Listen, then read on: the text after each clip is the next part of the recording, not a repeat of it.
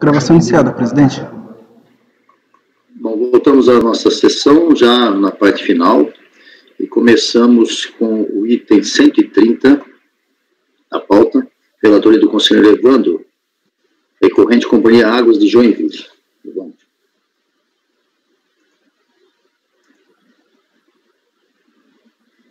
Está sem microfone. Item 130 da pauta, Água de Joinville.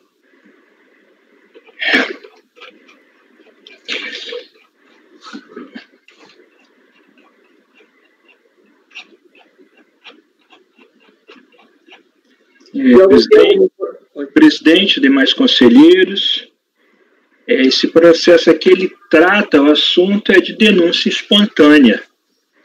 O contribuinte pede a restituição da multa, né, de impostos que ele pagou intempestivamente. Então, o pedido de restituição é desse pretenso advindo do pagamento indevido da multa de mora, no entender. Né? Ele esclarece, então, vamos lá para o voto, ele esclarece que tem duas situações. Né? A primeira situação é de multa aplicada, eu já estou no mérito aqui, multa aplicada pelo recolhimento de diferenças apuradas com a retificação da CTF. Então, ele falou que retificou a da CTF, e apurou que deviam novos tributos lá, e em função disso ele foi lá, ele recolheu os tributos e a DCTF. Né?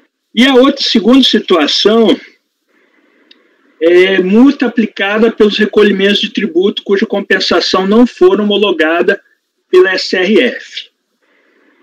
Vamos à minha manifestação. Né? A recorrente relata que a presente demanda se refere ao pedido de restituição de multas aplicado pela SRF pelo recolhimento a destempo de tributos que tiveram como origem duas situações distintas. A primeira delas trata de multa aplicada por pagamento de diferenças apuradas pela contribuinte após a auditoria interna, que culminou a retificação de CTF e recolhimento da diferença. A segunda se refere ao pagamento a destempo em vista da não homologação de pedido de compensação promovidos pelo contribuinte. A recorrente não discorda dos atos, contudo, não concordo com a aplicação do direito, especialmente em relação à interpretação do artigo 138, que trata do Instituto da Denúncia Espontânea. Né? Então, ele fala da primeira situação, depois da segunda situação. Vamos a elas. Aqui eu faço a síntese, trago o quadro que o contribuinte trouxe, né, no valor total de 135 mil. Tá. E a recorrente anexa ao presente recurso para comprovar o dito legado à procuração de sociedade da CTF original nos meses de junho, julho, agosto e novembro de 2007 e a DCTF retificador dos meses de junho, julho e novembro de 2007.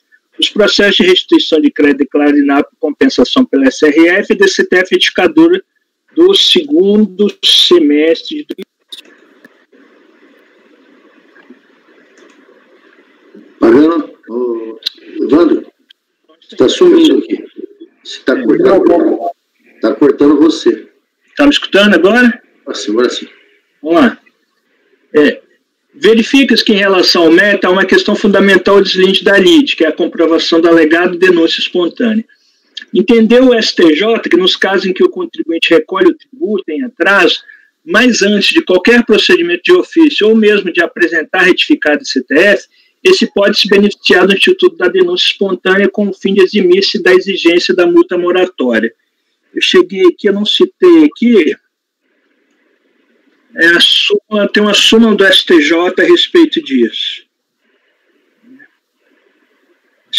Depois eu verifico o nome dessa súmula.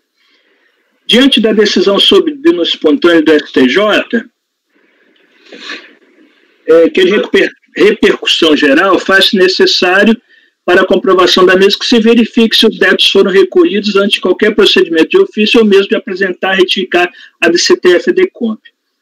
Na primeira situação, multa aplicada pelo recolhimento de diferenças apuradas com a retificação da DCTF, faz-se necessário verificar se os valores recolhidos já tinham sido anteriormente declarados à Receita Federal do Brasil, através de apresentação e retificação de CTF ou DECOMP.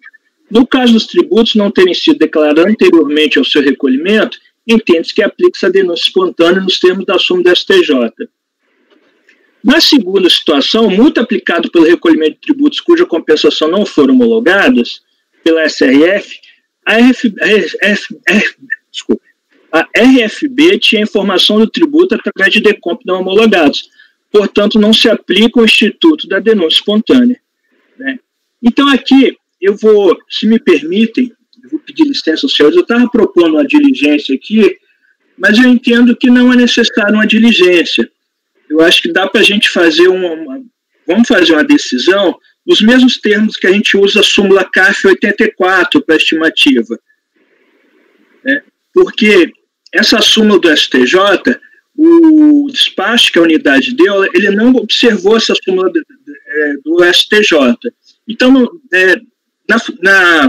nessa situação análoga da súmula 84 do CARF, em que a gente dá um provimento parcial para observar a súmula do CARF, a minha sugestão aqui, eu encaminho o voto nessa direção, é que a gente dê um provimento parcial ao contribuinte, né, para que a unidade verifique a denúncia espontânea, né, com base na súmula do STJ. Acho que é a súmula 116.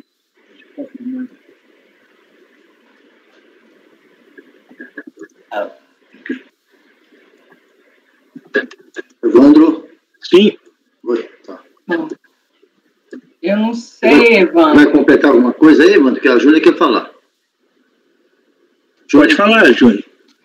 O que eu acho aqui é que no caso da súmula 84, o que a gente discute é uma questão, a gente supera uma questão jurídica, mas que fica pendente, então, superada aquele óbice jurídico, a questão da liquidez e certeza, e aí a gente dá o provimento parcial para que volte para ela analisar as questões de fato.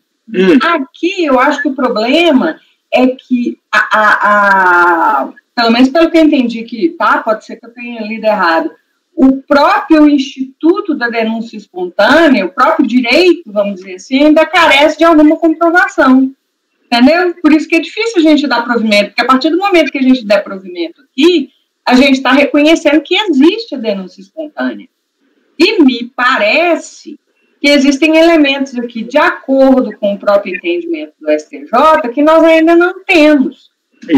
Que houve o pagamento antes, por exemplo, de uma declaração, que é o que disse, se não me engano, é súmula 138, eu acho. Não me lembro. É 360. 360, enfim. Então, eu acho que talvez seja complicado a gente dar provimento aqui, mesmo que seja parcial, porque se a gente der provimento, a gente está dizendo que o contribuinte de fato se encaixa na norma do artigo 138, tal como interpretada pelo STJ. Parece que faltam alguns elementos fáticos para a gente concluir nesse sentido. Carece de verificação. Então, eu acho que seria o mais correto a diligência mesmo. Ok, se os outros colegas gostarem de falar. Não, só para eu entender aqui, a denúncia espontânea, então, não ficou configurada. A gente precisa averiguar se houve, de fato, a denúncia espontânea. Sim. Não, tá bom. Se a gente entender... Não estaria achando que já tem a denúncia espontânea. É isso que tem que ver lá. Sim. Ok, então eu vou manter a redação do original tal qual como está aí, pela diligência, então, para que a unidade verifique. Marco Rogério. Bom, Silvio, tô olhando a decisão do DRJ. Evandro, tu olhaste a decisão do DRJ, por óbvio, né? E olhei. Ele fez uma análise, né? A DRJ diz que ele declarou tudo. Olha, a análise que eu vou ser sincero, a análise que eu fiz, ele tem espontaneidade, porque eu olhei a DCTF original dele, pelo menos, né, é porque, olha aqui, vamos lá para esse quadro aqui. Desculpe, eu até te cortando, era isso que eu estava pensando. Vamos para esse quadro aqui. O que é em função da homologação de compensação? Por óbvio, ele já informou isso antes em decomp, então ele não tem espontaneidade, ok?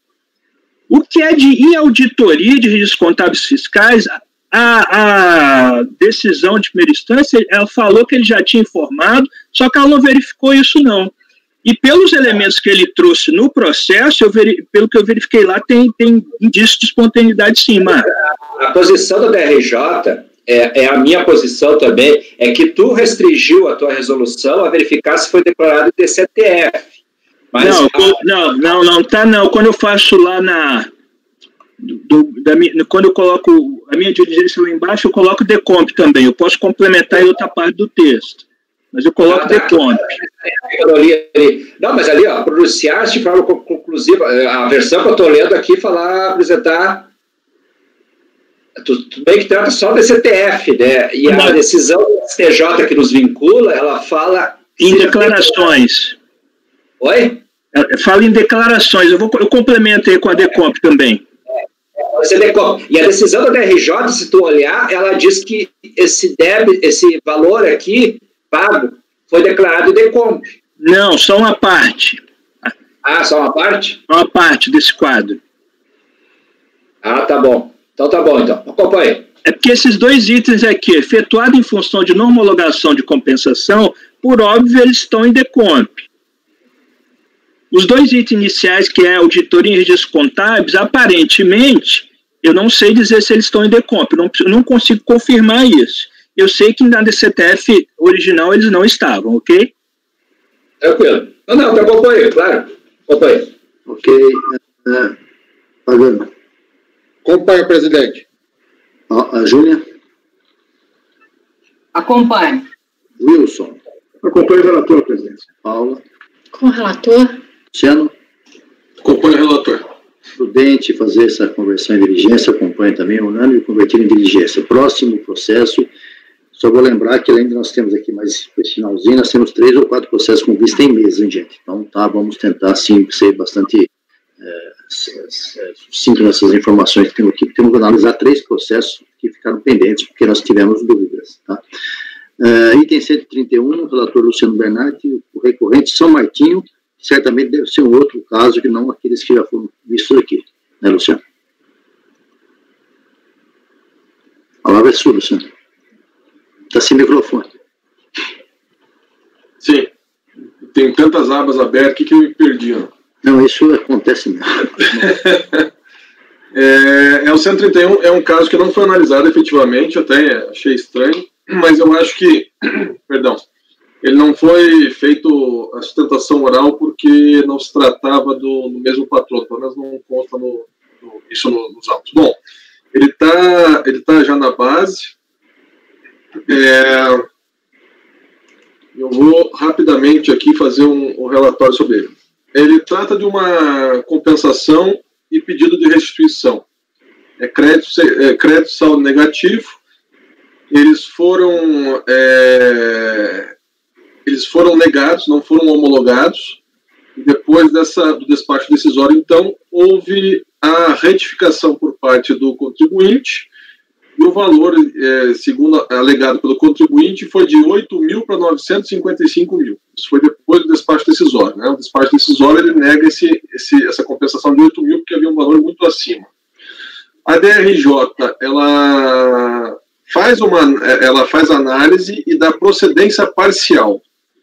Na verdade, a DRJ, ela confirma os valores que foram apontados pelo contribuinte na documentação e na retificação, mas ela entende que, ao final, não era tudo aquilo que tinha, ou seja, não era 955 mil reais e uns quebrados, né? Quando eu falo 955, é 955 mil mais alguma coisa, e ela reduz esse crédito de 955 mil para 138 mil. Todos esses valores estão no meu voto e foram colocados, né? Claramente lá, inclusive a tabela apontada e tal. Aí o contribuinte apresentou um recurso voluntário, e o recurso voluntário, ele só tem 2 afirmações. Lógico, ele tem acho que 4 páginas, tem 2 afirmações. Ele afirma que a DRJ, ao fazer a análise, ela não levou em consideração os valores que ela mesma trouxe, porque há na DRJ, no acordo da DRJ, algumas telas, cópia de telas do sistema da Receita. E aí o contribuinte fala que a DRJ teria esquecido, se equivocado, e não teria levado em consideração esses valores indicados, e em virtude disso houve equívoco no cálculo, faltando exatamente 3 valores, que é um de 614 mil, o outro seria de, deixa eu até achar aqui, 169 mil e o terceiro de 393. 33 mil. O terceiro, 614, 169 mil e 33 mil. E aí, ao final, requereu o provimento do recurso. Quanto à tempestividade e admissibilidade, ok, é o cálculo dos valores. O recorrente alega que a DRJ não teria levado em consideração 3 valores constantes nas cópias das telas dos sistemas da Receita. Os valores se constituiriam nos seguintes montantes: 614 mil, 169 mil e 33 mil.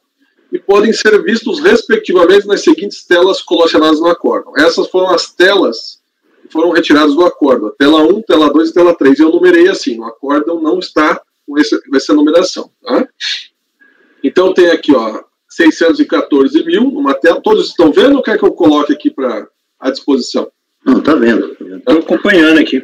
Perfeito. A tela 2 tem o número 169 mil e a tela 3, 33.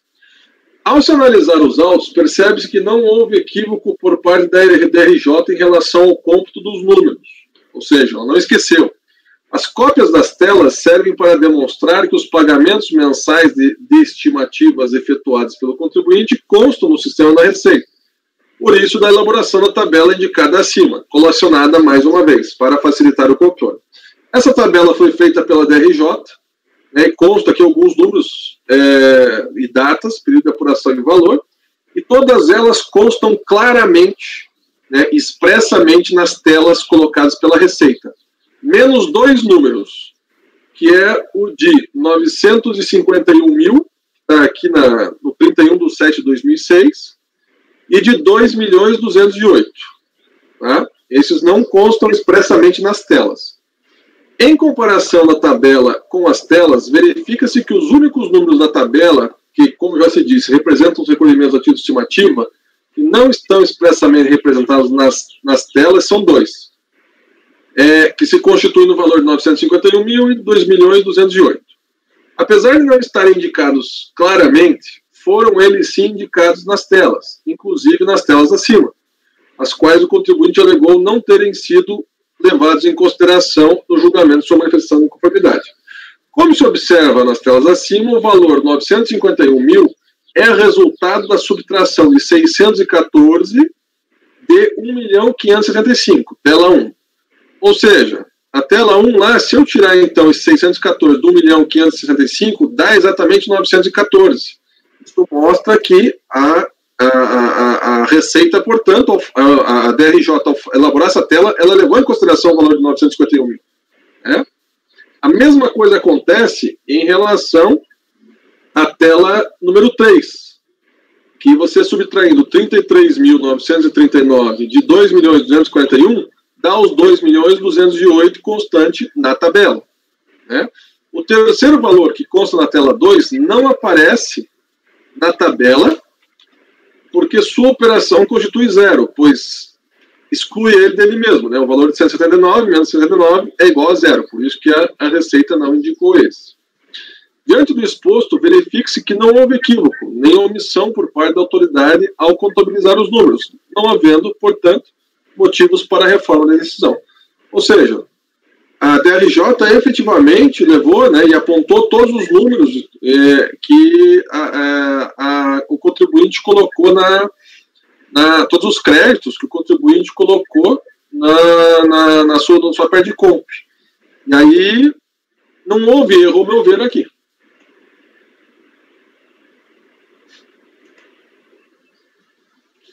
Caso precisem verificar, e até peço que verifiquem, por gentileza, porque eu não lido com o sistema da Receita, então é algo novo essas telas para mim. E aí, deixa eu apontar aqui qual a página que está especificamente isso. Na DRJ.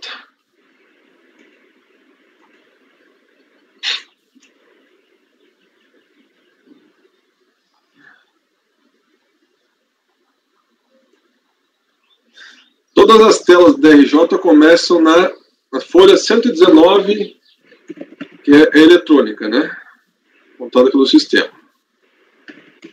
E daí ele coloca uma a uma, vai até a página 123.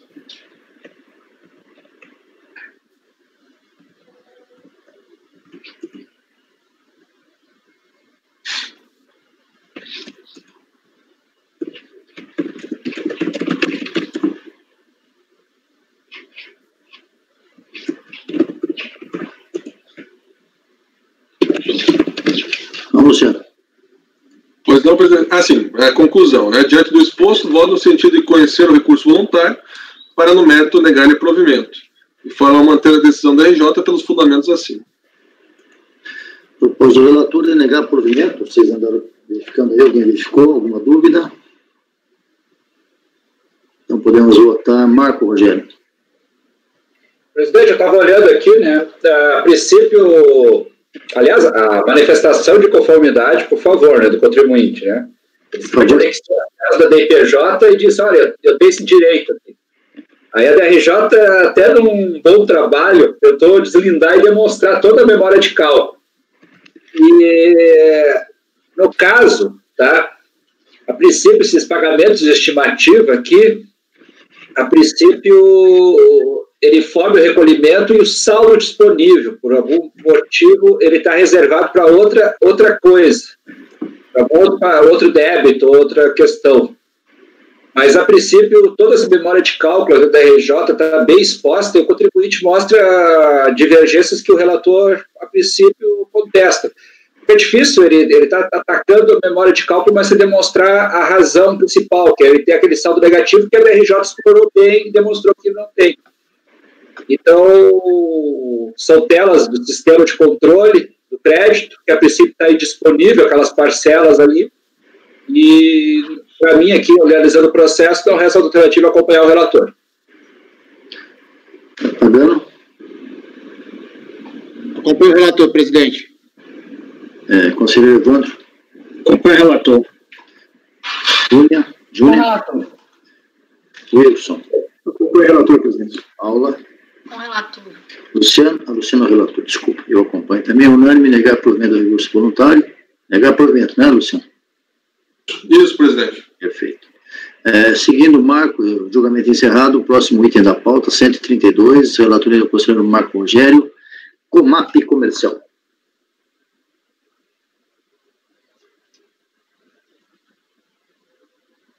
Pronto, Marco.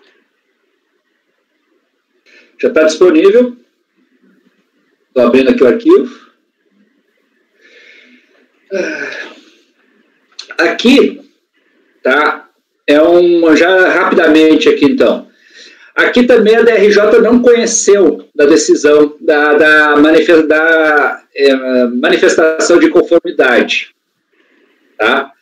E aqui, ao contrário do outro processo, onde o contribuinte traz uma série de elementos, a motivação aqui que foi uma impugnação genérica, não conhecimento. E até está transcrito aqui, né, no meu relatório, a questão da motivação para não conhecer a decisão do DRJ. Aí ele questiona isso, ele cobra, quer que seja conhecido, tudo. E aí eu passo a análise do meu voto aqui. O conhecimento. Conforme visto no relatório que precede o presente voto, a manifestação de conformidade apresentada pelo contribuinte não foi conhecida pela autoridade julgadora de piso. E a análise aos autos tem como acertar a tal decisão. Explico. O contribuinte, ao apresentar sua manifestação de conformidade após descrever os fatos, faz uma exposição genérica de princípios,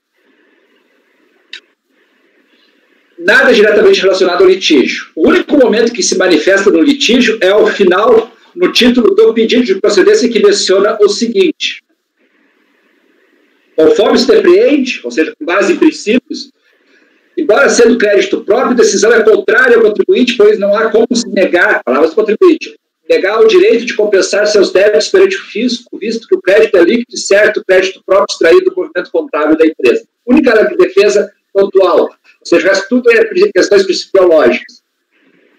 Então,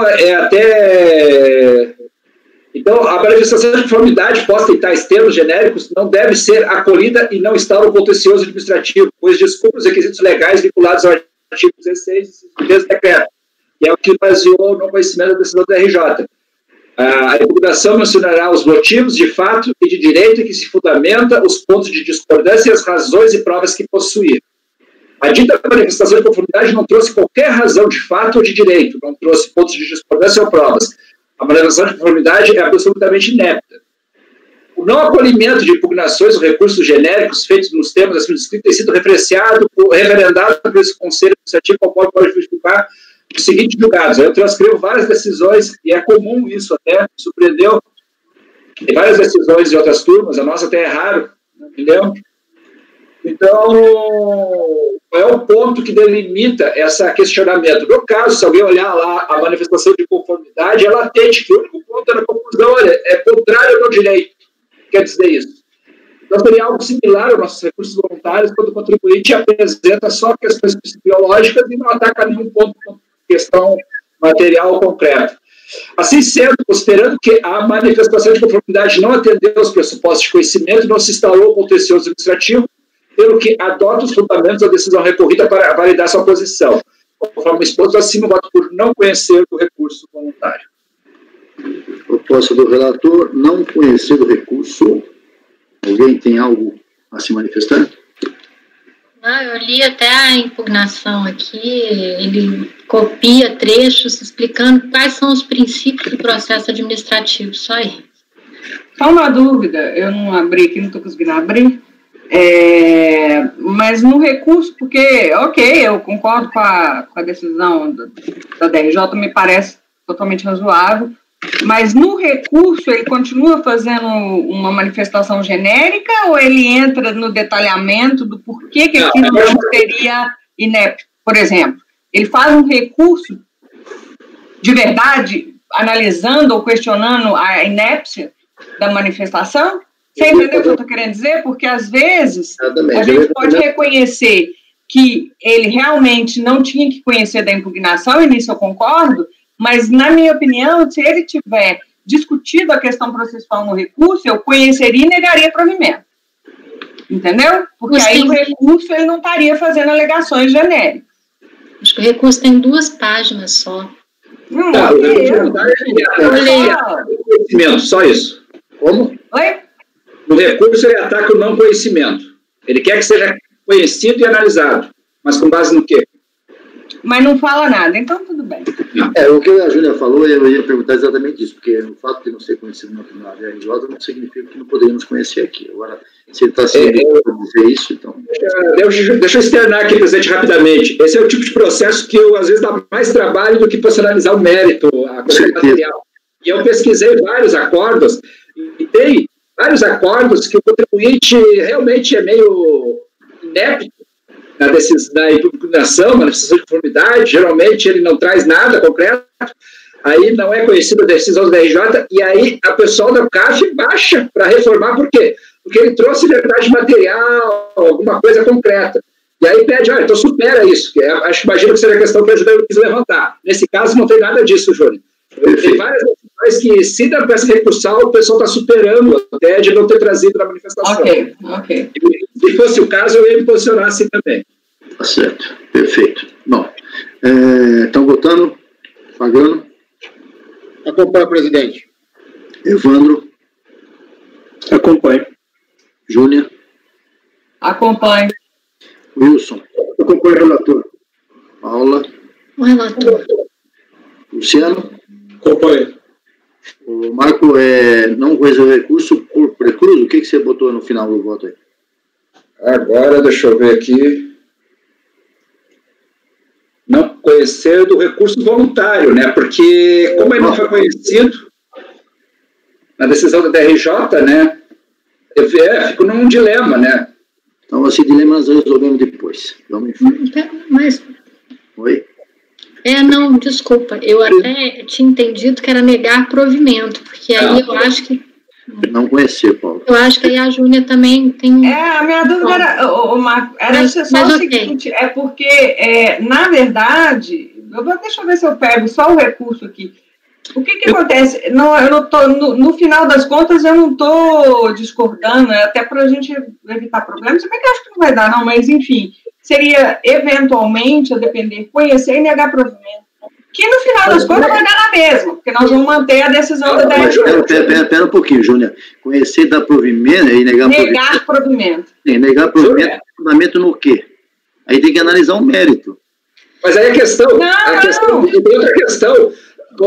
A DRJ não analisou, não conheceu. Não, tudo bem, vamos embora, vai. Vamos embora. Já conheceu. Se eu conheço, eu estou assumindo que é verdadeiro.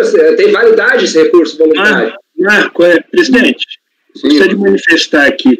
Me parece que isso aqui é o mesmo caso quando a DRJ diz que está intempestivo e a gente aqui no CARF, e ele vem trazendo uma alegação contra a intempestividade. A gente conhece, caso dessa alegação de intempestividade, nega provimento. Aqui também ele me traz uma alegação dizendo que a impugnação tinha todos os requisitos. E por isso a DRJ deveria ter entrado no mérito. Então, acho que disso a gente tem que conhecer. Exatamente. Concordo. Oi, eu não entendi. Exatamente, Evandro, exatamente a questão. É igual quando você discute a tempestividade. Se o recurso foi tempestivo, você tem que conhecer do recurso. Agora, se era intempestivo a impugnação, você simplesmente vai manter a decisão recorrida.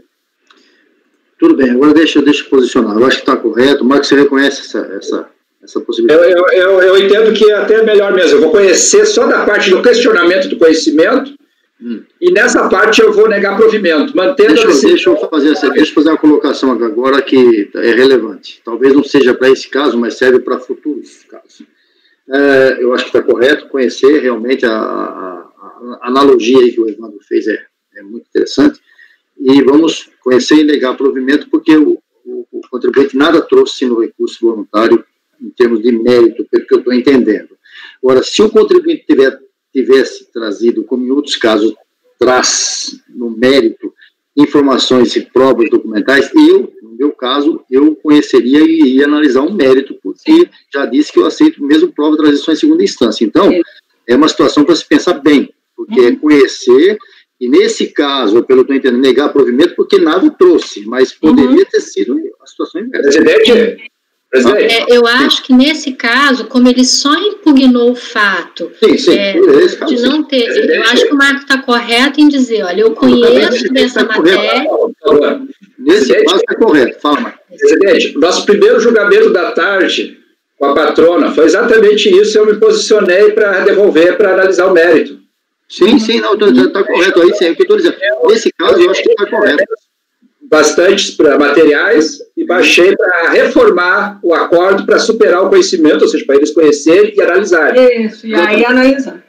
Agora, nesse caso, como não tem nada, simplesmente está reclamando porque não conheceu, acho que a posição que o Evandro trouxe, que a Júnior já tinha levantado, inclusive, conhecemos, se você concordou, e negamos provimento porque não trouxe absolutamente nada na essência, né, que é o que interessa. É isso? Então, você muda para conhecer e negar provimento, correto? Exato. Pagano, nova posição. Não, conhecer parcialmente. Conhecer parcialmente e negar provimento. Pagano. Conhecer parcialmente, né? Tá bom, acompanho. Evandro. Jofone. Leitura labial ainda não aprendi a fazer. Microfone. Já tem um tempo até a gente abrir aqui. Tá bom. Vamos lá. Você concorda? Claro, né? Você que acompanho. Júnior. Com o relator. Wilson. Essa analogia aí analogia foi muito interessante. Qual é o número mesmo? Então, eu acompanho o relator. O que é, Júnior? Qual é o número mesmo?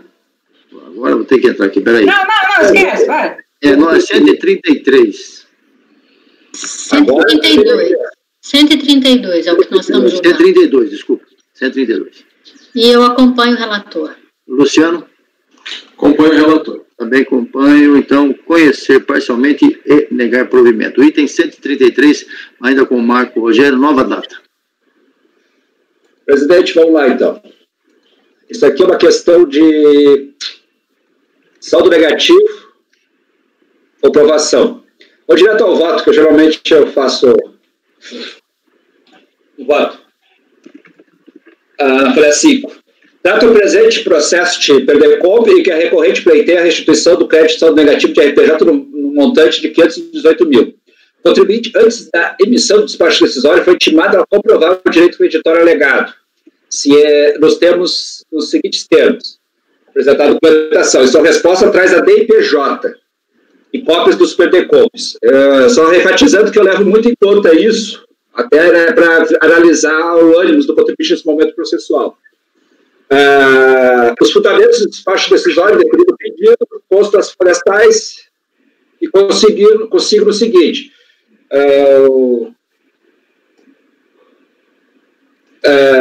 e consigo a DPJ entregue da ativação continuava sem as fichas preenchidas. Aqui a questão, agora eu estou me lembrando, o contribuinte, tá, ele colocou um saldo negativo, uns valores, e aonde fonte, só que na DPJ está zerada essa linha. E aí, antes mesmo do despacho decisório, a unidade pediu para o contribuinte retificar a DPJ. E também trazer documentação comprovando essas retenções. Aí ele trouxe, essa decisão da RJ enfatiza a necessidade de comprovação da retenção em nome da fonte pagadora, o contribuinte não apresentar quando intimado e antes mesmo do despacho decisório. Mesmo intimado, a retificação da IPJ o fez, não alterando as informações necessárias para o cruzamento e validação do seu pleito. Enfatizou ao contribuinte que não apresentaram seus registros contábeis fiscais juntamente com a documentação hábil exigida para comprovar seu débito. A DPJ foi retificada em 29 de 4 de 2008 com o preenchimento das fichas 11 e 12, ou seja, após a ciência do despacho decisório, ocorrido em 7 de 4 de 2008, ou seja, quando ele recebeu o despacho decisório, aí ele foi lá e se mexeu. Em recurso voluntário, requer a unidade de decisão a qual entender que não se manifestara da compensação pleiteada sem perder corpo, e no mérito entende que cabe à autoridade fiscal comprovar o que alega, o que é, e não a ela, pois a sua perder corpo apresentada gozaria de presunção de veracidade. Passo ao voto. No que tange a nulidade requerida, eu indefiro, tá? Porque o tal dispositivo. Marco? Oi, tá me escutando? Agora tinha cortado aqui, vamos lá. Tá. Não, eu estou definindo uma nulidade que ela entende que a DRJ não analisou uma parcela do seu pleito, tá? Ela requer que, pois o ministro, seu voto está consignado o quê? Ela disse que são dois pleitos aí, a questão do fonte e outra questão. Um pedido, a questão do fonte da DPJ e estou me lembrando agora, e a compensação sem PDComp que ela fez. Aí ela disse que a compensação sem PDComp não foi analisada pela DRJ, tá? E ela está requerendo a habilidade, ou seja, devolvido para a DRJ analisar. Só que a DRJ analisou, não tomou conhecimento. Por quê? Está transcrito aí no voto. Vale consignar de início que, relativamente à compensação considerada não declarada e obediência ao disposto no artigo 31 da IN 600, não cabe à STRJ-PSP se contestar a respeito. Logo nesse acordo, somente serão apreciadas as questões relativas ao indeferimento do pedido de restituição do crédito do saldo negativo. Tal dispositivo citado, minhas palavras, então vigente, remete a outros dispositivos não aplicáveis neste caso, ou seja, é bem claro definir os critérios para valorar como compensação feita ou não. No caso do dispositivo citado pela decisão ACOR, é bem claro que não caberá o direito à manifestação de conformidade negativa com tal fundamento. Por conseguinte, cabe qualquer apreciação da matéria. Assim, o contribuinte poderia até questionar os fundamentos, mas a decisão ACOR indicou sim porque não analisou essa parte dessa manifestatória, o que não há eiva de nenhuma nulidade. Aqui ele fez um pedido, tá, sem se valer do PDComp. Agora tem que me lembrar o processo direitinho, esse detalhe aqui. Se for por caso, depois eu reio. Mas é uma nulidade que ele requer. E tem previsão legal que não se entende, não vai ser apreciado se não houver o PDComp. No que tange ao mérito, cabe ressaltar que o reconhecimento do direito creditório contra a Fazenda Nacional exige liquidez e certeza. No caso presente, fez necessário comprovar a exatidão das informações referentes ao crédito alegado e confrontar com a análise da situação fática, de modo a se conhecer qual o tributo devido no período de apuração e comparar o pagamento declarado e comprovado. Aí eu cito a questão do fonte. Aí falo que o contribuinte tem que ter os comprovantes de retenção, foi intimado a apresentar isso e não apresentou em nenhum momento do processo. Adicione que a recorrente deve oferecer a tributação total dos rendimentos suportados pelos fontes declarados por código de retenção. Então, vigente, são essas retenções que podem ser consideradas para fins de compensação. Então, e também assim, ó, aqui tem aquela questão, tem que verificar seus critérios, né? além de ter a comprovação através da comprovante de retenção, também tem que oferecer a tributação à receita correspondente. O contribuinte foi intimado, antes mesmo do despacho decisório, a apresentar a documentação comprobatória dos valores informados nas fichas 11, cálculo fonte, e 12A, como IR-fonte para o órgão público federal. Outubro não apresentou a documentação. A apresentação de documentos previstos no artigo 837 permitiria a comprovação das origens das receitas, além da retenção correspondente. Destacou a decisão que a apuração do direito creditório resultou na análise de dados existentes apenas no sistema da Receita Federal, ou seja, de IBJ sem investimento das fichas 11 e 12. Isso não tem DIRF também, não sei se eu comento isso, porque é um órgão público que fez a retenção e às vezes dá problema na transmissão. Mesmo em manifestação de conformidade e nem em recurso voluntário, o contribuinte desejou trazer nenhuma comprovação, resignando-se a entender que tal obrigação seria da autoridade fiscal. Contudo, como já exposto acima, e com base na jurisprudência desse colegiado, cabe-se ao contribuinte o ônus da prova quando ocorrida a divergência no caso na homologação do direito creditório. Pelo exposto acima, voto no sentido de rejeitar a nulidade arguida e, no mérito, negar provimento ao recurso voluntário. Alguém quer se manifestar? Votando. Pagano. Acompanho o relator. Evandro. Acompanho o relator. Júnior. Com o relator. Conselheiro Wilson. Acompanho o relator. Paula. Paula. Com o relator, não estava aqui no canto. Lúcia. Com o relator, presidente. Também, por unanimidade de votos, negado o provimento. Eu vou agora ao último processo que está pautado, depois temos aquelas vistas em mesa, né? Esse processo é da minha relatoria, item 136, já está aí na minha pasta aí, é só acessar. Agrícola Vassoler. Já vou antecipar, isso aqui é uma resolução, mas vou dar uma lida rápida, porque tem inclusive memoriais aqui, e não vou demorar, leio rapidamente, só para ver o que se trata aqui. Recurso voluntário, PEDCOMP, né? Essa matéria está interessante, eu vou ler rapidamente, mas vale a pena.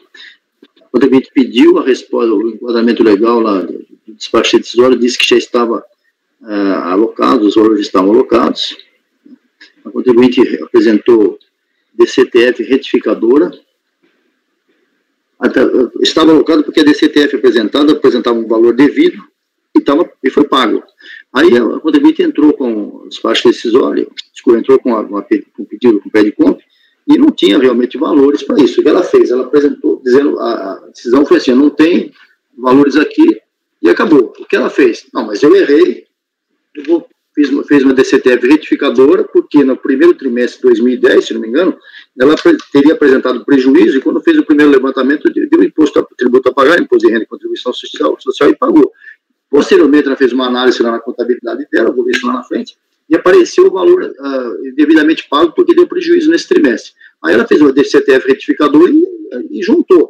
A DRJ falou, não, DCTF retificadora, agora não, tá?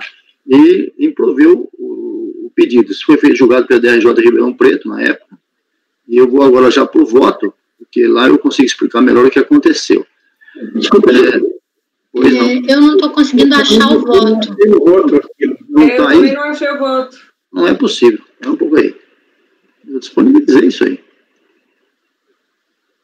Não está aí com vocês? Não, peraí. Eu não estou conseguindo ver. Não, pera um pouquinho. Eu também não achei. Então vocês me desculpem. De fato não está mesmo, está aqui comigo. Está só na outra pasta que eu pus aqui.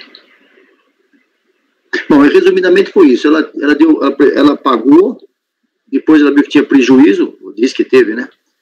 Agora já está aí. Tá? E pediu o dinheiro de volta. Aí a despacho decisório disse, não, aqui está tudo alocado. Ela fez a DCTF retificadora posteriormente a isso. Foi para a DRJ falou, não tem condição, que isso aqui não foi apresentado posteriormente, não tinha valor, e manteve o despacho decisório. Aí ela vem para o recurso voluntário dizendo, reafirmando tudo isso que já foi falado. Então, vocês conseguiram abrir agora? Resolução Vassoler. Agrícola Vassoler.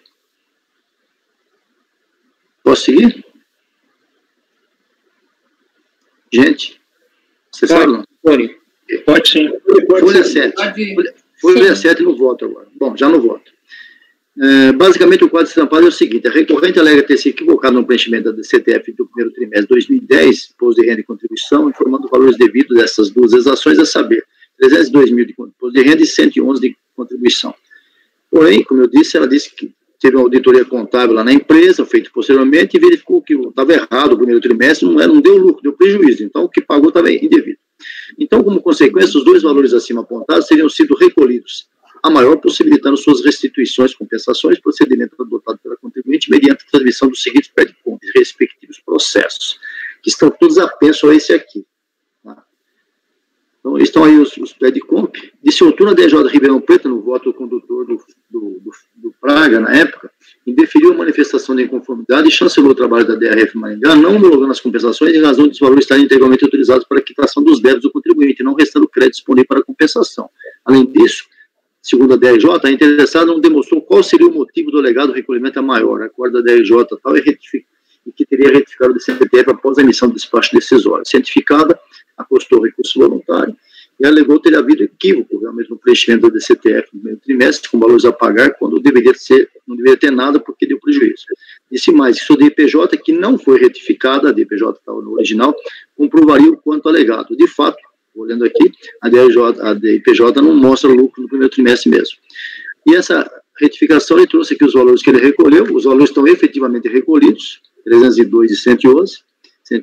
Aí minhas palavras, pois bem, com relação à permissibilidade de retificação do DCTF após a edição do despacho decisório, tem o parecer normativo número 2, e já acerca da ocorrência de eventual prescrição do direito, a delegacia de Ribeirão alegou prescrição do direito de contribuinte retificar a DCTF, ou pleitear a restituição de indébitos de pagamento. Bom, quando esses pagamentos tidos como indevido ocorreram em maio de 2010, junho de 2010, e os predicomp que contemplam as compensações com utilização desses montantes foram transmitidos em outubro de 10 e maio de 11, todos os eventos estavam dentro do quinquênio legal, então não entendo por que a DRJ pugnou por ter havido uma prescrição.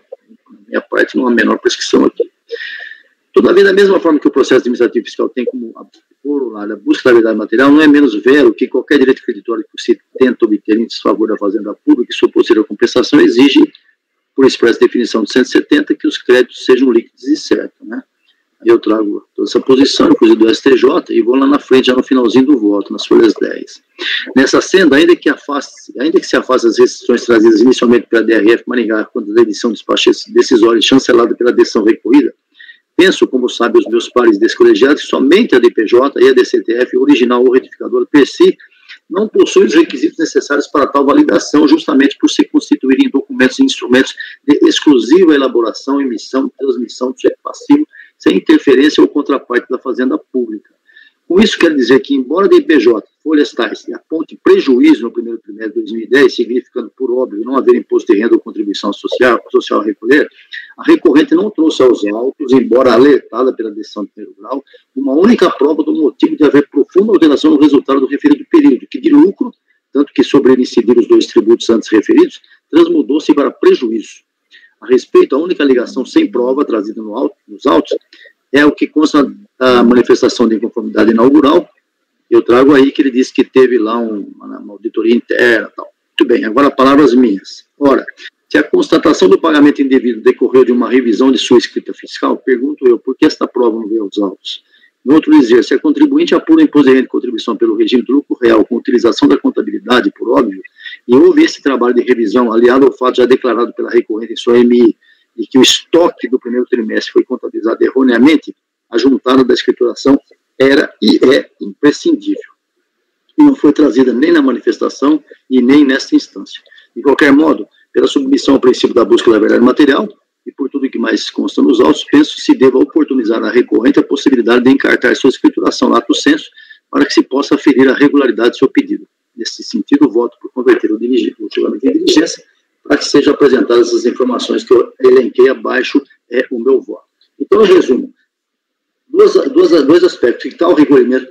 Existiu o recolhimento, que a DPJ não aponta lucro, mesmo não aponta prejuízo, tudo isso é verdadeiro. Só que, em contrapartida, como ele disse que tem o estoque está me devido no primeiro trimestre de 2010, isso me deixou assim, preocupado no sentido, eu quero saber por que esse estoque estava tão errado assim e que deu uma diferença tão substancial que transmuda um resultado de positivo para negativo. Então, se teve essa auditoria interna, se foi feito tudo isso, eu quero ver, por isso que eu estou convertendo em diligência. Esse meu voto. Alguma posição no contrário? Marco. Acompanho. Pagano. Acompanho, presidente. Evandro. Acompanho. Júnior. Com o relator. Wilson. Acompanho. Paulo. Com o relator. Luciano. Acompanho. Convertido em diligência. Bom, temos agora os processos que ficaram com vista em mesa. Marco, qual é o primeiro deles? Na verdade, são só dois, presidente. O 32, que foi o Pagano, Tá. e o 44. O 52, o Evandro pediu, é aquela questão do parecer normativo 2, 18, estimativa, saldo negativo. Aí o senhor até comentou ontem que ia converter de lei, por causa do outro processo. Não, pera um pouquinho. Eram 3 processos, né, Marco? É isso que eu estou explicando. Tá. É o 32 e o 44, tá? O 44 foi o... E o 52, que era o terceiro processo... É o caso que eu pedi vista. A matéria é parecer normativo 2. Ah, eu vou pedir vista nesse aí. Então, esse aí está resolvido. O senhor comentou ontem que ia pedir vista. Então, vamos ver o processo, o item 44. Presidente, Sim. Parece que para o senhor pedir vista tem que chegar à votação do senhor, né? Eu sei que vai chegar em mim, mas acontece que eu estou só adiantando aqui, porque eu estou anotando os resultados.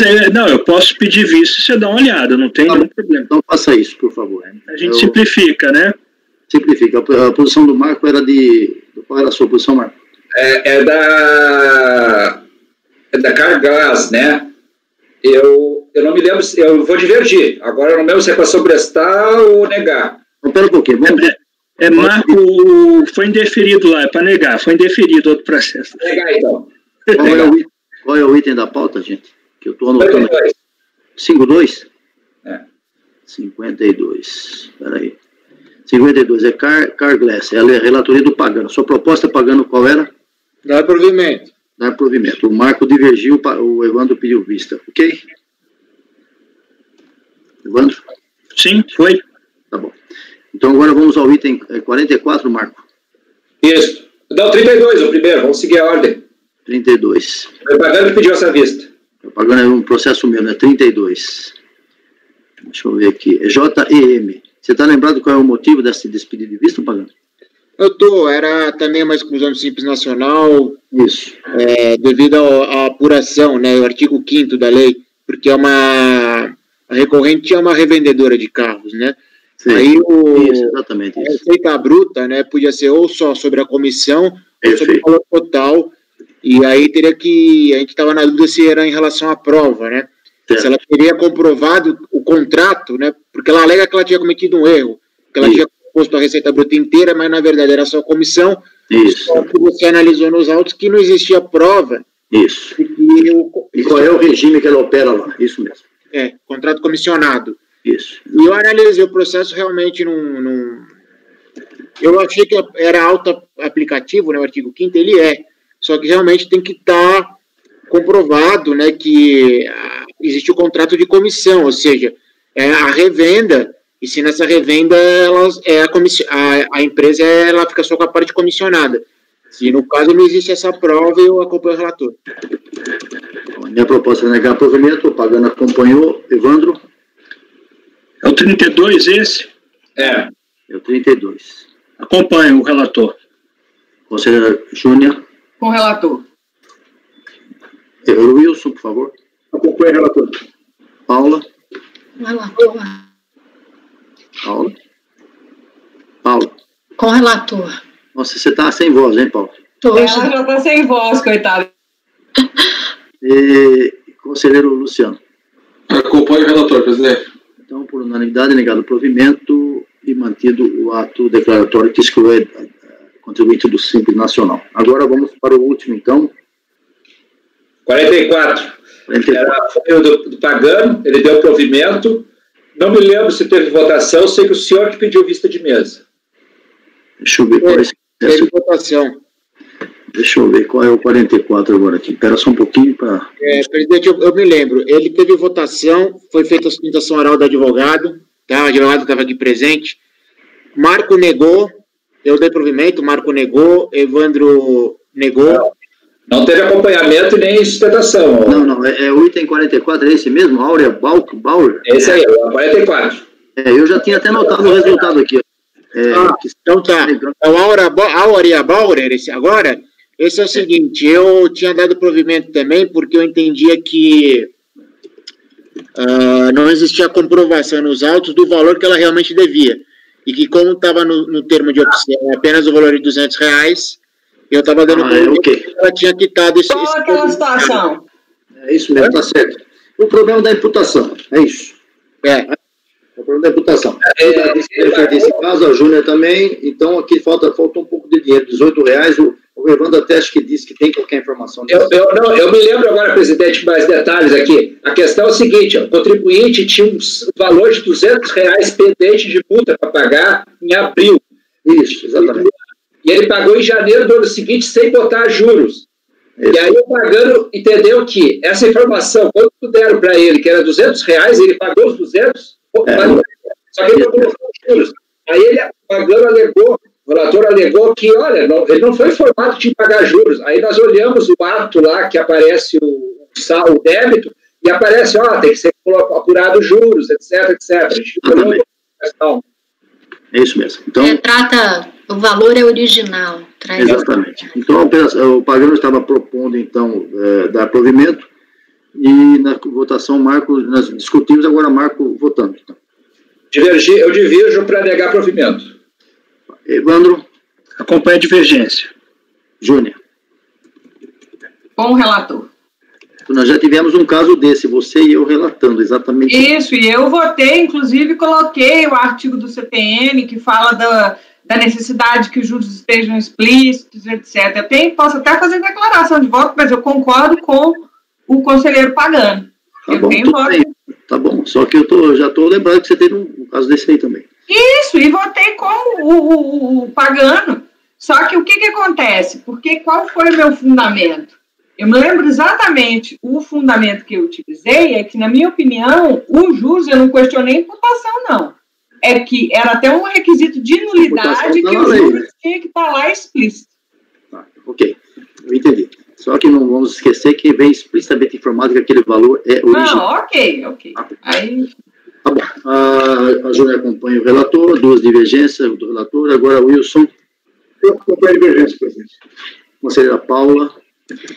Eu confesso que eu fiquei muito em dúvida, e até no começo também, eu acho que esses documentos, como eles estão mostrando lá o valor, bem R$200, mas a gente já teve essas discussões aqui. Na hora de gerar o DARF, eu acho que o sistema gerava o DARF já com os juros da multa, mas ele tem que ser manual. Então, muitas vezes isso leva, né, o contribuinte a erro. E até eu usei o exemplo, né, de um outro voto do Evandro, que foi voto vencedor, em que eu declarava a intempestividade do recurso, até por um documento também da abertura da caixa postal. E aí, esse foi um argumento que me sensibilizou depois que eu li o voto do Evandro, que muitas vezes os próprios documentos, né, da Receita levam o consumidor a erro. E aí, nesse caso, eu vou votar com o relator. Conselheiro Luciano? Só uma dúvida, estava escrito lá que ele tinha que atualizar ou não? Não, só coloca assim, valores originais. Não, mas tem uma linha lá que diz que o valor tem que ser corrigido com juros e multa. Eu não vi isso, eu acho que está escrito só assim, valores originais. Tá, então não tem certeza se estava escrito, não é isso? Não estou conseguindo abrir aqui. Eu tenho a impressão que está escrito sim. Eu não abri aqui, mas... Eu olhei no dia e aí eu até tinha pensado que não estava escrito. Aí vocês chamaram a atenção para essa frase, assim, os valores estão originais, valores originais, uma coisa, mas não fala que tem que corrigir com... Fala que está sujeito à correção. Sujeito à correção. Eu não vi isso. E por que ele não é corrigido? Eu até comentei, presidente, desculpe. Por que ele não é corrigido? Porque nunca se sabe quando o contribuinte vai pagar. Não tem jeito de saber esse valor. De um DARF precisando do valor dos juros, porque... Não teria como fazer um sistema que ela colocasse isso, gente? Nem a DRJ falou o valor que devia, nem ela. A Receita tem no site dela o sistema que tu gera o DARF, tu coloca o período de apuração, a data, e ele calcula. Pois é. E nesse caso não foi calculado. Nesse caso não dá porque é do Simples, não faz o cálculo. Vocês é uma sacanagem, né? O Wilson sabe disso. O Wilson vai falar. Assim, na solicitação de opção pelo Simples Nacional, acho que está claro lá que a pendência fiscal que ele tinha era esse valor de R$200, e está escrito lá, débitos, saldo devedor em valor original, sujeito a acréscimo. Gente, pelo amor, como é que pode pagar um tributo sem acréscimo fora de prazo, gente? O problema, Ciccone, é o seguinte, pensa só na seguinte situação, por que a pessoa iria correr o risco, já que ela vai ter que pagar R$200, ela vai lá, desembolsa os R$200, ela iria correr o risco. Ninguém está dizendo isso, de deixar de sair do Simples por causa de R$10. É claro que é ignorância. Mas o que a lei é a lei, que não é aquele Eu sei, gente, mas é contribuinte muito pequeno, às vezes. Mas é que eu acho que a informação leva... Um negócio, tipo assim, e aí vai...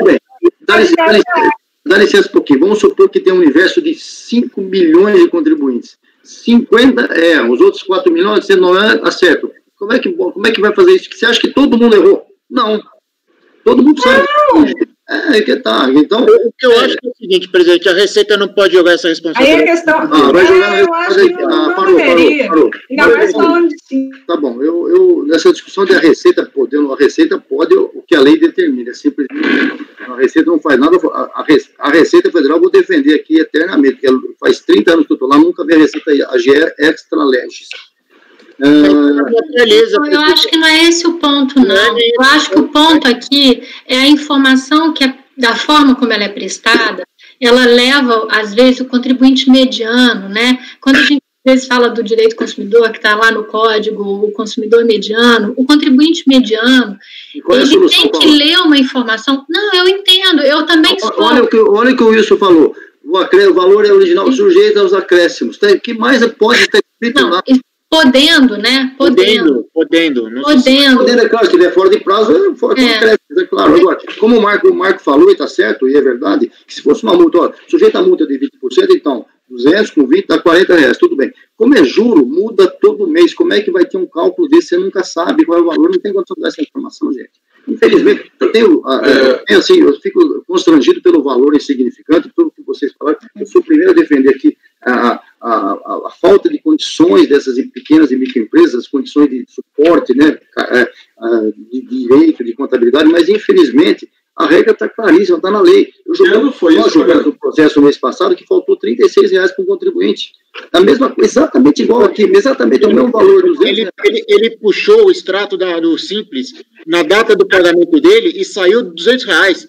R$200, sem falar nada de acréscimo, nada. Entendeu? Ele foi induzido a pagar em erro. Por isso tá bom, você já votou, nós vamos divergir de você. Já divergimos. Eu estou divergindo até agora. Vocês estão falando, por isso que eu estou querendo dizer.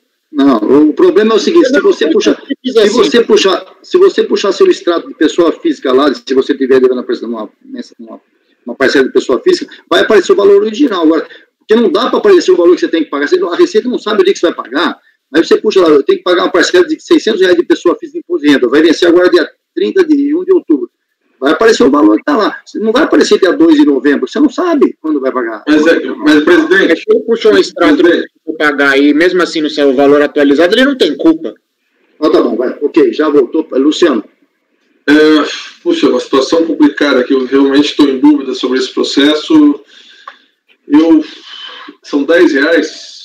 Eu vou acompanhar o relator, presidente. Dá R$18. R$18. Eu vou acompanhar o relator, presidente. Esse valor você tem aí em algum lugar aí, Evandro? Tem. Então está no processo. Como é que não sabe? Não, mas foi depois, é um extrato, acho que parece que é posterior. Isso aí. Tá bom. Eu vou divergir pelo voto de qualidade, então, negado o provimento e excluído o contribuinte dos regimes dos... Deixa eu ver aqui uma coisa, data de vencimento... Não sei se vai ter, é difícil ter esse valor, porque não sabe o dia que vence, o Evandro, que ele vai pagar, não sabe. Presidente, eu entendo. Devia ter, não. Eu entendo a sua argumentação, mas que ano que foi isso aí? Porque hoje o sistema ele é automático. Outro dia eu esqueci de pagar. O Simples não é, não. Simples não é, não. Pois é, eu esqueci de pagar o IPVA esse ano. Aí fui pagar atrasado. Todo dia que eu entrava, ele atualizava. Sim, cada caso é um caso. O Simples não tem. Mas é verdade, Luciano, porque no âmbito estadual e municipal a atualização é direta. Se você esquecer, aqui em São Paulo tudo é atualizado diretamente, o valor é informado. Na Receita, se não é do Simples, a Receita também informa o valor atualizado. Só o Simples que não está atualizando. Gente, eu já falei, vocês esqueceram, eu fiz um voto mês passado, eu não quero pegar esse voto, falar aqui de novo. Eu fiz um voto da cidade de Poços de Caldas, eu me lembro, eu citei os 3 códigos de DARF que não faz preenchimento automático. Eu citei um deles, é exatamente esse aí. Eu posso agora é só uma curiosidade, por quê? Porque é problema de sistema, não sei, porque talvez seja esse fato que o Marco falou, porque não dá para saber, como não tem multa, só tem juros, não sabe quando o contribuinte vai pagar, não sei. Eu estou dizendo que, olha, dá licença um pouquinho só, e todo o rol de 40, 50 itens que tem lá de códigos de DARF, só tem 3, que eu não lembro agora quais são, mas está aí no meu voto do mês passado, um deles é exatamente esse aí, não preenche automaticamente. O contribuinte tem que preencher. Vai fazer o quê? Pois é, mas aí eu volto ao meu ponto, né? Será que só os 3 que não são preenchidos, isso não leva o contribuinte ao erro, né? Porque, olha, o senhor trabalhou na Receita há tantos anos, né, e fez uma pesquisa para descobrir que são esses 3 códigos. Imagina um contribuinte que chega lá na Receita, como ele mesmo falou, o fiscal, o auditor fiscal deu para ele lá, esse aqui é seu débito, R$200, ele vai lá e imediatamente paga. Não foi nem o auditor que deu, ele puxou no sistema isso aí. Não, ele fala no recurso dele, né, que ele perguntou lá na unidade, a unidade entregou para ele que o débito era de R$200. Então, como é que ele vai saber que esse código é um dos que não calcula? A minha sensibilidade é essa. Eu acho... Paulo, a sua sensibilidade é essa, mas isso é a regra. Não, infelizmente, eu tenho que falar uma coisa aqui que eu não gostaria de falar. Infelizmente, existem as situações no Brasil, no mundo inteiro, existem situações que você tem que se servir de profissionais específicos de cada área. Em outras áreas que eu não vou citar. Uma delas é nessa parte tributária, o contribuinte pequeno, médio ou grande, tem uma estrutura enorme ou pequenininha, tem que se servir de advogados ou de contadores. Não tem outro jeito. Não dá para fazer, muitas vezes, agora aqui em São Paulo, já que o Pagano está citando São Paulo, aqui em São Paulo, estou vendo, talvez no Brasil inteiro, não sei, mas em São Paulo está saindo o certificado de veículo, sai pela internet, você consegue puxar, não precisa mais de despachante. Mas muitas coisas ainda precisam de despachante. Então, é uma situação que não tem jeito. Nós estamos discutindo aqui o sexo dos anjos, porque não tem solução isso aqui. É uma lei vigente, uma lei cogente, obrigatória, que o contribuinte tem que cumprir. É injusto, aí já é outra discussão. Então, eu só sinto muito, lamento também, porque eu também sinto pena nesse sentido. É muito pequeno o valor para perder o benefício do Simples, mas é a lei. É isso.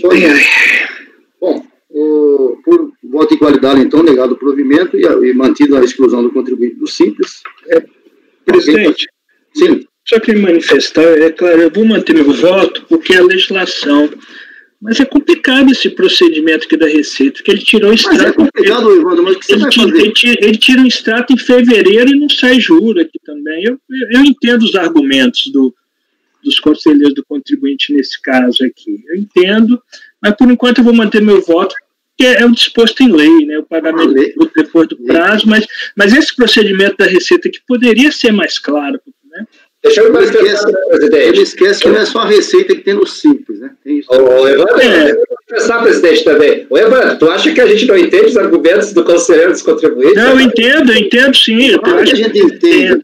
Eu não quero dizer que vocês não entendam, não. Eu quero dizer que eu entendo. Com isso, eu não quero dizer que vocês não entendam, não. A gente começar a flexibilizar a legislação, que é bem objetiva nesses casos, daqui a pouquinho está vindo uma empresa que fatura bilhões aí. Eu sei. Esse é o problema. Eu sei de todos os problemas de flexibilizar a questão de data, de valor, de multa. Eu sei de todos os problemas. O problema só, nós já terminamos a votação, estamos conversando apenas aqui, mas o mesmo problema é o seguinte, tipo aqueles problemas de aposentadoria, quando vem a regra de transição, pega com 60 anos, tá? Então, a pessoa que tem 60 anos, pegou. Quem tem 59 anos, 11 meses e 29 dias, não pegou. Mas por que não pegou? Porque é assim que foi determinado, gente. Tem que ter um corte, assim é o corte, aqui nesse caso é exatamente esse. O pagamento tem que ser feito total. Ah, tá errado, mas tem que procurar uns meios e achar um jeito de fazer. Infelizmente, eu concordo com o que o Marco falou, a gente é sensível também a tudo isso, é claro que é, mas como eu posso votar contra a lei? Como é que eu vou justificar um voto meu contra a lei? A lei diz que o contribuinte tem que estar em dia, hoje ele dá suspenso ou ter pago os valores integral. Não pagou, está faltando dinheiro. Faltou pela imputação proporcional. O que eu vou fazer? É só isso, fala isso. Pro mal, pro bem, né? Na verdade, isso aí tudo vai acabar porque vai ficar no DRJ. Aí a coisa vai ser tão bem... Ou é 0 ou é 1, né? No caso, não tem jeito. Exatamente. Essa mudança agora vai ficar na DRJ lá. Então, quem sabe lá que se resolva, de forma mais rápida, inclusive. Bom, acho que não ficou nada para trás. O Marco, que acompanha todos aí, vai me fazendo aí o suporte atrás aí, vamos ver. Ficou alguma pendência? Eu sou o Marco. Marco, microfone. Marco? Não, pelas minhas anotações, não tem nada pendente. Eu também acho que não tem. Alguém mais? Eu tenho uma planilha aqui que eu faço por item de pauta e anoto tudo aqui embaixo também. Não, acho que não tem nenhum, não, tá? Só ficou faltando a designação do voto vencedor. Deixa eu ver aqui. Esse processo foi relatado pelo Pagano, né? Isso. Eu faço o voto vencedor. Tá bom. E o outro ficou com o Evandro Vista no processo. Então está encerrado mesmo, tá, gente? Ok? Está encerrado. Alguém quer se manifestar mais alguma coisa? Não? Então, vamos encerrando as sessões de julgamento desse mês de outubro, nessa sexta-feira, 16 de outubro de 2020. Eu agradeço a todos os conselheiros que estiveram presentes, mais uma vez com o brilhantismo habitual dessa turma 1402, né, segunda turma da quarta Câmara da primeira sessão de julgamento do CARF, e agradeço também a presença do Wilson, que é o suplente que nos tem acompanhado nesses últimos meses, e agradeço o apoio em Brasília também, feito nesse momento pelo Marco Antônio. Então, agradeço a todos, uma boa tarde, as despedidas de todos nós. Marco Rogério, por favor. Presidente, agradeço a todos também, agradeço ao Marco Antônio, deixo o registro para agradecimento à Amanda que estava pela manhã do apoio, e também pela colaboração, interação com os colegas aí, conselheiros do colegiado. Pagano. Eu agradeço a todos, a mais um mês, mais um trabalho cumprido por nós. Agradeço ao Marco, agradeço ao Evandro, agradeço a Júnia, Paula, Luciano, Wilson, presidente Ciccone. Agradeço o apoio, agradeço a todos. É isso aí. Evandro, boa tarde. Meus agradecimentos a todos, um excelente final de semana para vocês. Júnior, boa tarde, Júnior. Boa tarde, obrigada a vocês e um ótimo final de semana. Conselheiro Wilson, mais uma vez com a gente, muito obrigado, Wilson, boa tarde. Eu que agradeço, presidente, obrigado demais conselheiros, obrigado pelo apoio. Paula, sem voz, mas sempre presente. Não, mas eu agradeço a todos também, é sempre um prazer participar dessas discussões e aprender sempre, e trazer o nosso ponto de vista também, que muitas vezes não coincide, mas acho que a gente pode sempre aprofundar e melhorar, não só o nosso trabalho, mas também o próprio trabalho da Receita. Um abraço para todos, um bom final de semana, bom descanso, né, porque esses 3 dias foram intensos. Agradeço o pessoal do CARF também pelo suporte. Luciano, boa tarde. Presidente, muito obrigado, uma boa tarde a todos, um bom final de semana, grato pelo trabalho, pelas explicações, pela paciência, pessoal técnico aí, muito obrigado. Vamos lá, mais um mês. Até dia 19 nós precisamos indicar a pauta, né? Isso, até na próxima segunda-feira, né? Isso. Eu repito as palavras que eu já disse e ratifico o que vocês disseram. É uma satisfação enorme participar dessa turma, que eu estou há muitos anos, né? Eu não sou o mais antigo nessa turma, o Pagano é o primogênito aqui, e é uma turma que acrescenta muito, com a qual eu aprendo muito também. Essas divergências são altamente salutares, embora muitas vezes a gente até exceda um pouco, mas na ânsia de cada um defender sua posição, mas com respeito, sabendo ouvir a parte contrária, que todos têm argumentos muito fortes, todos têm, né? E o fato de aprender a saber a divergência e saber respeitar a opinião contrária é extremamente salutar e é um exercício de grande sabedoria. Então, eu agradeço a vocês todos. Cada dia que eu faço uma reunião aqui, eu aprendo mais. Saio muitas vezes cansado, muitas vezes estressado, e com a distância agora não permite que a gente se abrace no final das reuniões. Eu mando um abraço daqui para vocês todos e agradeço a presença do Marco Antônio na base lá em Brasília e na parte da manhã da Amada. Julgamento encerrado, sessão encerrada. Muito obrigado, uma boa noite.